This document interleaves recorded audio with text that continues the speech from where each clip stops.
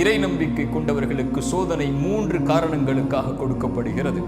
ஒன்று, அவர்களை பிரித்தறிவதற்காக. அல்லாஹ் குர்ஆனிலே கேட்கிறான், ஈமான் கொண்டோம் என்று சொல்லிவிட்டாலே அல்லாஹ் உங்களை சோதிக்காமல் விட்டுவிடுவான் என்று எண்ணிக்கொண்டீர்களா?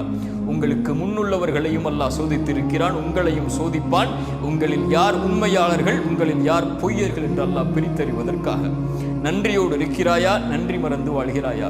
அல்லாவை பொருந்திக் கொள்கிறாயா, அல்லாவிற்கு மாறுபட்டு வெறுத்து செல்கிறாயா என்ற பிரித்தறிதலை அறிவதற்காக அல்லாஹ் அந்த சோதனையை இறை நம்பிக்கை கொண்டவர்களுக்கு கொடுத்து சோதிப்பார். இரண்டாவது, தூய்மைப்படுத்துவதற்காக.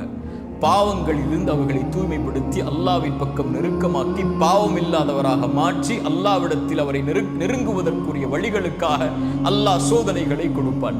அல்லாஹுடைய தூதர் ஸல்லல்லாஹு அலைஹி வஸல்லம் சொன்னார்கள், இறை நம்பிக்கை கொண்டவனுக்கு அல்லாஹ் வாழ்வாதாரத்தை தடுக்கிறான் என்றால் அவன் செய்யக்கூடிய பாவங்களின் காரணமாகத்தான்.